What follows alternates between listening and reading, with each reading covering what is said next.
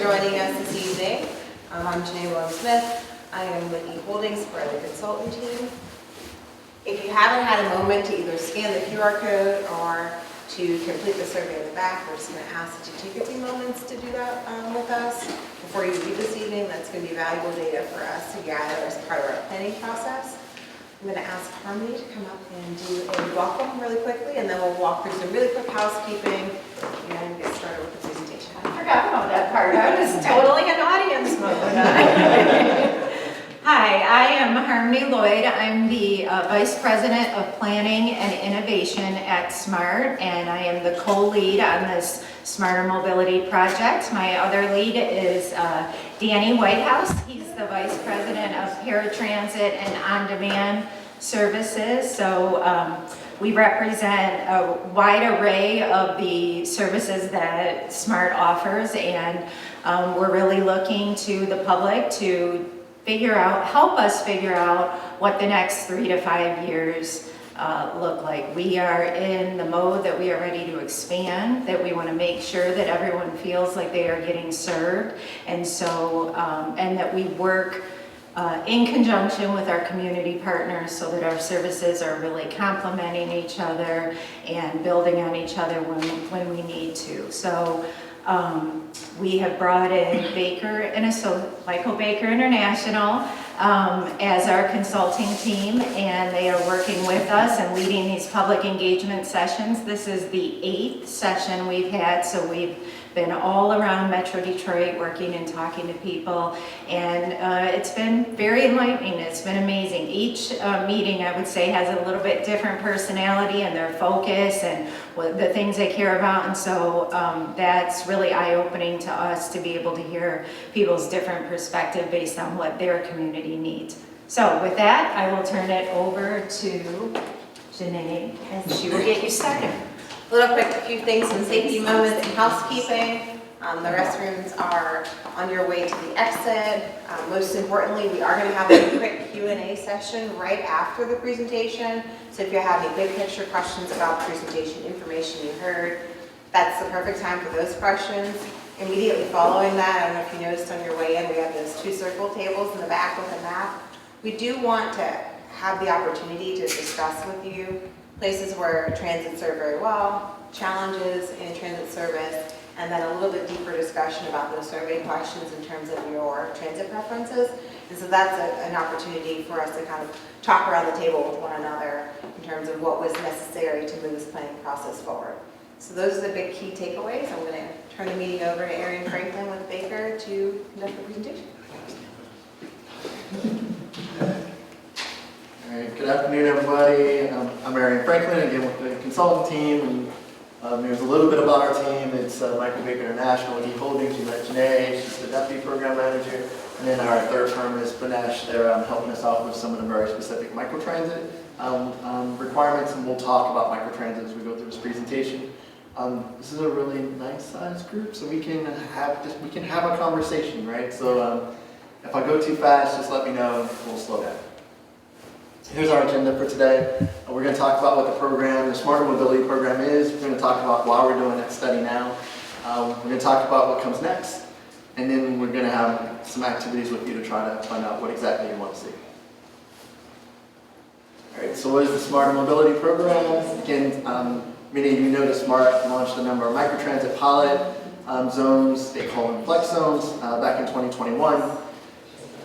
We were the consultant team hired to help evaluate that pilot program, and then after the millage changed or passed, we were asked to expand our services, and we're now doing an evaluation of fixed route, the connector general service, as well as the microtransit pilot, and really our focus is on overall system design for efficiency and effectiveness. We're going to look at all possible alternatives to make the system better. We want to make the system work for all of the residents of SMART service areas.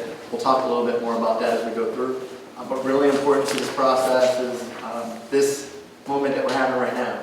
We want to have comprehensive and robust public engagement with all of the stakeholders that we can. Right? We know that we can kind of sit back behind computer screens and design transit services, but we won't get that right. We just look at data. Right? We know that we have to have conversations about what each community needs. and then be responsive to those needs. So why exactly are we doing it? I'm going to have some statistics and things here really quickly. Don't have to get completely bogged down in them, but the important message here is that the service area is really large. It's about 2,100 square miles and about 4 million people total. And this is a very large service area, 3 counties. And there's been significant changes to the county's composition over time, right? So population is shifting throughout the county. It's also growing. Right? And we'll talk a little bit about that growth, but on the maps that you see, the map that you see on the screen, those boxes that are in yellow are some of the census tracts that are growing at a pretty significant pace. The little blue squares on the map are areas that have had a little bit of population decline. Again, very small population decline. And you gotta have a good chart, right? Consultant team's gotta have a chart. The short message is population is growing in all 3 counties. As we look at the forecast for population growth is continue through 2050. This is from SEMCOG, your Metropolitan Planning Organization. You can see through 2050 that all 3 counties are projected to have continued growth. If you're looking at the map on the left side of the screen, the areas in the darker shade of green are areas that, again, having more rapid growth or projected to have more than 8,000 gain in population in those squares. The areas that have that brown or orange color, depending on how you see it, are projected to have small population loss. As you can see, most of the area projected to have population growth. Same thing with employment. Employment patterns are changing. As we look at Macomb and Wayne County have what we would call a net commuter flow. More people on a daily basis leave those counties for work and come into the county. That doesn't mean that people aren't working there. But when we look at Oakland County, it has a positive commuter flow. More people are driving into that county and leaving out. The other really interesting thing on this map, though, is as you look at it, employment is projected to continue to grow. If you look at the areas on the map that are in yellow, those are areas that have the highest rate of growth. Maybe not the highest number of job growth, but the highest percentage growth. So the yellow areas are projected to have at least 100% growth through 2050. Those areas in the darker shades of blue have the smallest job growth. So lighter colors, faster growth, darker colors, slower pace of growth. And again, based on the projections by SEMCOG, employment is continuing or projected to continue to grow throughout the entire region. The areas in the darker colors of blue are projected to have the largest percent growth or number of job growth, and the few areas that are in that orange or brown color have very, very small growth. All right, we made it through the nerd numbers. It's okay. All right. We made it through the numbers. All right, talk a little bit about microtransit, or as Smart calls it, Flex. All right, so microtransit in general is an on-demand service, and it's open to the general public. All right, so it typically uses an app. Right, so you can request a trip on an app, kind of like you would an Uber or a Lyft. Right? Or you can make a phone call and request the same type of service. It's on demand, so you make a request today, that service shows up today. It's typically curb to curb, and it is separate from the ADA paratransit, and it operates within specific zones. We'll talk a little bit about the zones. If you can, it's hard to see on this map. Is that already up and going at Flex? Yes, so there's 5 zones that are operating right now. It's kind of hard to see, but when we go to the map, you can see it better. There's a zone here, zone here, Pontiac, zone Troy. You can see the 5 zones that are currently operating. Again, it's not a solution for everywhere, but it's ideal for areas that have lower population density, areas that have a higher transit propensity. And what we mean by transit propensity is if transit was available, people would be likely to take it. Areas that have proximity to fixed route, right? It works really well as a first or last mile connection. So getting people from transit to their destination, or getting people from their home to the transit. Or traveling just within each of those zones, right? And the zones are constructed so that they have drivers of travel, right? So things like community centers like this, or churches and hospitals, educational facilities, etc. And obviously cost is a factor with every transit service. We'll talk more about that as we go through this presentation. We wanted to just give a little bit of idea of Flex. We'll talk more about that as we get into the exercises. But as part of our study, we're responsible for looking at the entire network as we did at the beginning. And as part of that, we did some origin and destination surveys. So back in October, we were here for 3 weeks. We rode every route. We had over 30 pop-up events where we came out to different communities and put tables and tents and talked to people as they went to the market or came to community events. We talked to total about 1,900 people across the entire service area. About 1,300 of those were people either on a bus, so we sat down next to you on a bus, or we got you as you were on the bus stop and had a conversation with you. And what we found is about 58% of people were either coming from or going to work. We found that about 50% of people we talked to were making the same trip 5 to 7 days a week, and that is unique. As we do similar projects around the country, we found that average decreased after the pandemic to about 3.5 days a week in most metro areas. So a little bit different commuting pattern here. People are traveling more frequently and traveling more frequently on transit. And we found about 22% of people, this was either a one-time trip for them or they were making this trip about 1 time a week. You can see the kind of the densities of the people that we talked to, how many people from the different areas we had an opportunity to talk to. The darker colors represented, higher number of people. One of the things that we found as we did the survey, we did ask questions about people's perception of smart service. They were able to rate it on a scale of 1 to 5, with 5 being the best, and the average score was a 4. You can see that about 35% gave it a 5, about 34% a 4, about 23% gave it a 3, and then 9% under a 3. But even amongst the people who gave it a really high score, people identified opportunities for improvement. The biggest things that we heard, that the service was unreliable at times, especially late buses and canceled buses. The second thing we heard about was driver behavior. And then the third was about the length of trips. So we'll talk a little bit about our favorite topic, transit funding, and talk a little bit about values and trade-offs. Right, so if transit agencies had all the money in the world, they would give you all the service in the world, right? I mean, I don't think there's a transit agency out there that doesn't want to provide coverage across this entire service area and give you a bus every 10 minutes and run that bus 24 hours a day. Unfortunately, that's not typically how we fund transit in the U.S. Right, so what typically ends up happening is agencies have to make choices about coverage, frequency, and span of service. We'll talk about a little bit about each one of those. So the first one's coverage. That's how much of the service area do they provide service in. Right, so imagine for SMART's 2,100 square miles, do they provide coverage over the entire 2,100 square miles, or do they focus on smaller areas? As we look at different transit agencies around the nation, you'll find a wide mix of coverage scenarios. There are some that go, we can cover every inch of our service area. Then there's some that say, okay, we don't have a ton of resources, we're going to focus on like the really core areas where a number of jobs and businesses are located. So keep coverage in mind for a second and talk about frequency. And by frequency, we mean how often does a transit vehicle come? Right? Is it a vehicle every hour? Is it a vehicle every 15 minutes? As you can imagine, the more frequent a vehicle comes, the more expensive the service is.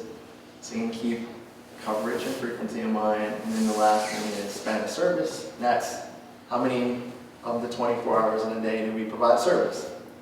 That also applies to how many days a week do we provide that level of service. Right, so those 3 things we know are the factors that really drive the cost of transit service. What we know is the solution to balancing these 3 things is unique to every community. Right? That the solution that works for Baltimore isn't the solution that works for Pittsburgh, isn't the solution that would work here in this region. Right? So as we try to help SMART, we're trying to balance out the different types of services and how they apply to resources. We really need you. We need to have conversations with all of you and get input from you and your families and your friends and the community organizations that really drive why people travel, so that we can make sure that we're tailoring our service recommendations to fit the communities. So we'll talk a little bit about what's going to happen next. Here's just a high-level view of our schedule. And we talked about the origin and destination surveys we did in October.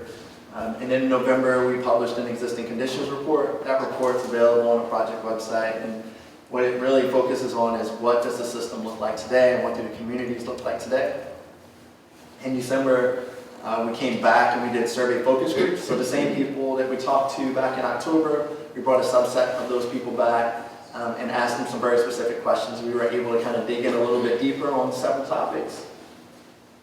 And here we are in January, February, doing a series of public meetings. As Harmony said, we've had 8 so far. We still have several more this week to get through. And again, really trying to give you an idea of what this program is about and how we plan to interact with you throughout the remainder of the program. Over the next few months, between March and September, there are several iterations of us going away and doing planning work, and then coming back and talking to all of you and trying to make sure that we're getting it right. So again, in March and April, we'll be working on developing some concepts about ways that we think we can service the different communities. And then we'll come back to the public again with another round of meetings, both virtual and in person, so that we can say, here's what we think the system should look like, here's some ideas, what do you think? And then after that, we will take the comments that we get from you during that round of engagement, make additional refinements, and come back with recommendations. And then, again, once again, we'll kind of ask, did we get it right? So multiple iterations between now and then. What we're really asking you for today is to make sure that you guys stay engaged with us throughout this process. Not just today, but as we continue to go through this process, stay plugged in with us and bring your friends. Bring your friends, bring your communities. Again, the more people we hear from, the better we get this, we get the recommendations. This is how you can stay involved. Right, so there's a project website. It's on the screen at smartermobility.org. And there's still a handful of public meetings left, so if you have family and friends that do want to attend some of the public meetings, there are several more throughout this week, the next through Thursday evening. So again, information is available. And the website, we hope, becomes a portal for us to continue to have the dialogue with you. Some of the things that we're going to ask you about on the map exercise that we're going to do later is available on the website too, so you can direct families and you can even direct students and everyone else that can get to the internet to, put points on the map and provide us with information. And with that, we can take high-level questions before we get to the exercise. Okay. Go ahead, you're lady, you first. Well, I'm just, so the whole smart transit is looking to expand. That's what I hear, right? And that's what I'm listening to. Right, we're trying to figure out how to service the entire service area. So if you're looking to service more, would you be looking to purchase more vehicles then and employ more people? And if that's the case, then you would be looking to get more money from the communities, from the townships and the counties, is that right? That's a fair question. Yeah. So complex answer. So, Can you repeat the question first? yep, so the question was about if we're trying to serve more of the service area, basically does that require additional staff and additional vehicles, which would mean additional costs to the communities? Is that a Yes, fair exactly. conversation? So one, and as I tried to mention earlier, we really want to focus on efficiency and effectiveness, so not necessarily adding more vehicles or adding more staff, though those things could be in play.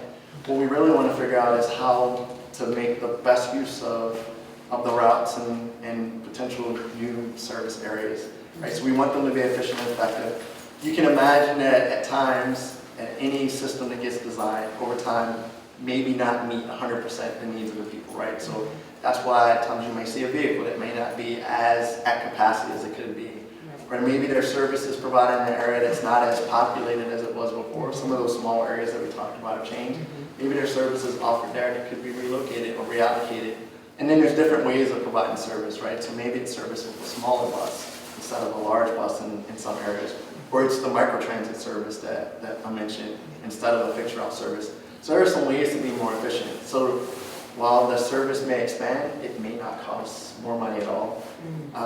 It could just be, again, it may have additional costs. We don't have an answer to that yet. But the intention is not to come back to the communities and say, hey, the bill is going to increase because we're trying to do so much more. The goal is for us to try to come up with a system that represents the needs of each community, have a conversation with the communities. Did we get this right? And if so, then that could be a later on conversation about hey, our assumptions were not to grow the budget to some huge number by expanding those services. So trying to figure out where there's opportunities to find balance. I hope Sure, I can. I think it, right, we understand. But I'm gonna ask this stuff I read, and I know it's like, each community generates so much with their tax base. I read 11% of that goes to administration. The other 89%, how is it put back into the community it comes from? That's a great question. And I wish there was an easy answer to it. Right? So here's what I'll say. In transit financing, and I'm not going to try to make it super, super complicated, right? There's That's why I'm asking. Right. You're the expert. So there's operating capital costs, right? And on transit side, federal government does pretty decent with providing capital resources, right? So if we look at buses and stations and things of that sort, a good percentage of that is provided by the federal government with a small match coming from the locals. Yeah, your dollars really go to operating expenses. When we talk about trying to balance that across every community, I wish I could say that it's a one-for-one, hey, every community gets back 100% what it put in. I can tell you as we're looking at the system and we're looking at how the finances play out, the equity is a very important role, not just equity across the different groups, but across the communities too. We want to make sure that every community is getting a level of service that's commensurate with their needs, and I think as we say needs, that would align with the number of people in the community and the contributions. But I'm not going to say that there is a direct correlation to say this community put in this amount of money, so the allocation of services to that community is 100% tied to that, if that makes sense. Like I said, I'm just stuff I've read, that's why I'm asking. It's a great question. So, I know most of the folks from SMART and a number of you in the room, but my name is Jeff White and I operate what we call community partnerships here, Yes. which in talking to folks from transit around the country is a little unusual. It is. So this is different than it's done other places. So, when I hear your presentation, I saw your first presentation down when we did, I think at SEMCOG, or one of the first presentations, which was a pilot for all this. And maybe we're all just using different language, so that's why my question is really about language here. Down there and here both, we talked about flex, and we talked about line haul, which, or what I call line haul, I'm not sure if that's the right A term. big bus. Big A big buses bus. that operate on a fixed line route. Fixed route, yeah. Okay. And we talk a lot about that. Now, out here, once you get north of 20, really a lot, when you go from about 23 mile, there is no such thing as a line haul bus. They just don't operate. Flex, I understand what that is. That was SMART's stab at Uber for all that, for a really easy way to describe it.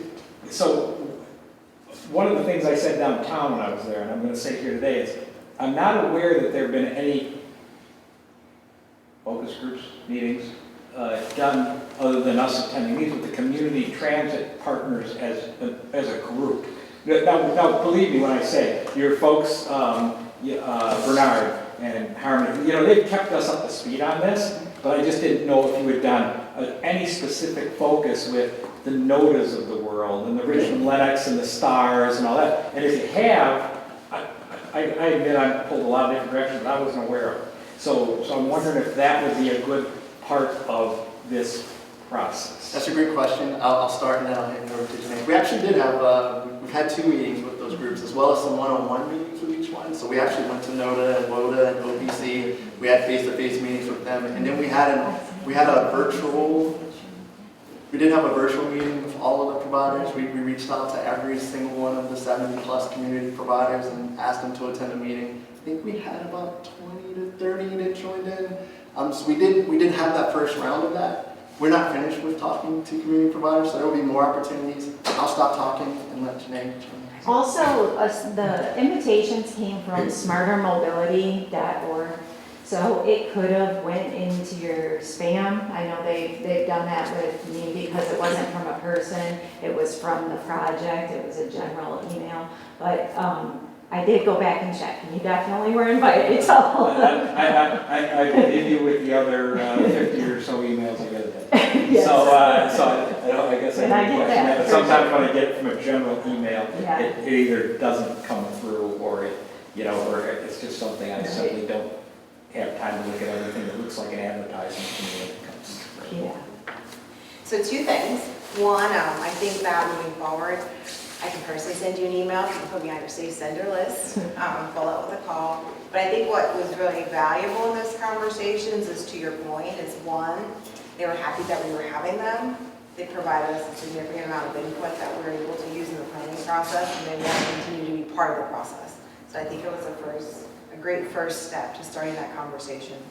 That's your point, so thank you. And as we go through this process, we need to continue to hear their voices and your voice as we plan the system. Because as we look at how does SMART continue to serve this entire region, you're a valuable portion of that. We need to understand what the specific needs are, and that was part of the one-on-one conversations that we had. We were able to kind of dig into the very specific needs of each of those systems, and we would love to have a more like a one-on-one, with you about your services and the needs of your community. And I think an important thing to remember, and we've had these conversations behind the scenes, and I've been at SMART under a year, but I've seen what a valuable role the community partners have and how trusted they are in the community. And so the very last thing that we want to do is feel like SMART's coming in and being like, we're taking everything, because we can't. We simply don't have the capacity to do that. And I don't think it makes sense. I thought of it, I was out at a meeting at NODA, and I'm like, we don't want to do this. We would be like the Walmart moving in and kicking out the small businesses, and we don't want to do that. But we also know there's some community partners, mostly cities, that have their own service, like one vehicle. They don't want to be in transit business. They have no desire to. They've done it because SMART hasn't filled that gap and has given them some money to do that. So we're trying to make sense of and to come up with a plan where programs like yours are very well funded because you do a great job and the community loves you. But if there's cities that say, you know what, we'd rather you do this, we figure out, can we do that? And what does that look like? Do we put flex in that area? Do we, put a bus route? In Oakland County, Novi needed a bus route. In New Baltimore, they advocated hard. They wanted their 23-mile road bus back, that had been taken away. So that made sense there. So we're, as they said, we're looking at everything. Everything's on the table, but there's no intention at all to just envelop anything. We want to figure out how to get you more money at the end of the day. Okay, I'm done. I feel very passionate about the community partners. They're very protective. I'm going to be like a mom with them. I'm just waiting. Go ahead, I'm listening. There's a question. Yeah, I have a question. So it seems like there's a lot of up and down the hubs of the area, wherever it goes to or from. But it doesn't seem like there's any way to get from one hub to the next, or from one hub to the next hub after that. Actually, one of my neighbors asked me about his daughter. She works in Romeo. She's in special needs. She works at the Kroger in Romeo, and he asked me how can he get her from Armada to Romeo, because there's service in Romeo. I'm not an expert on this. I'm not sure exactly. I know about what Jeff does, and that seems to me like that would be very hard. And I'm assuming that's where the flex part would come in, because it's like an Uber where she could call up. I'm just not sure if somebody would be comfortable with somebody showing up that nobody knows and putting my special needs daughter and taking a drive to Romeo. Now, what he does is he picks her up on the way home from work every day. But sometimes she can't make it, or she has to wait, and so it's complicated. How do you envision solving those problems? So that's a great question, and a multi-part answer, and I'll turn it over to Danny at one point to kind of chime in.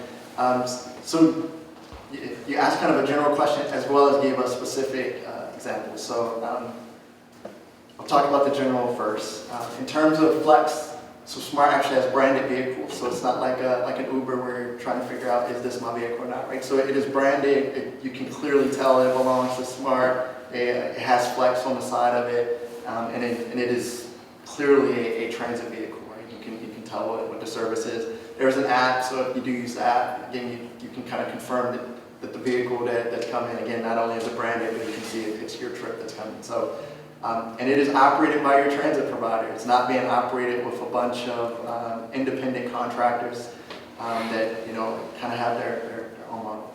And that's not a criticism of that model. I'm just saying that, it's operated by licensed individuals that are representing your transit agency. So that's kind of the big level. Microtransit may play a role as a greater role as we continue to look at the system. But we are very much concerned about connecting those mobility hubs from one to another and making sure that we're getting from population center to population center, very much paying attention to that. On your more specific example, there's somewhat unique circumstances there. It sounds like that individual may qualify for the paratransit service, which might be slightly different if they have a disability. And again, Danny is the VP of the on-demand services, so I'll turn it over to him quickly if he wants to say anything. So, very good point. So, one of the things when we started this project we wanted to look at is what does the future look like for microtransit, right? Where are the zones? More importantly though, who provides it, right? Is there a combination of Smart directly providing it? Do we use vendors? What adaptation do we need to deliver this service? Currently we do have a contract with VIA to provide the service. All those drivers go through background checks, same things that we would do. They go through trainings, the vehicles are wrapped, all of that, right? It's that peace of mind. You made a great story, right? I look at the same thing. Would I put my grandmother in a vehicle if she didn't know it was that vehicle, right? Just not a random vehicle. So we've taken those steps. But one of the things in this program is looking at who delivers the service, right? To make sure that we are delivering something that's trusted within our region. In terms of the one-offs, as Harmony talked to, right, with the community partners, one of the things we're really looking at is how do we open those gaps up?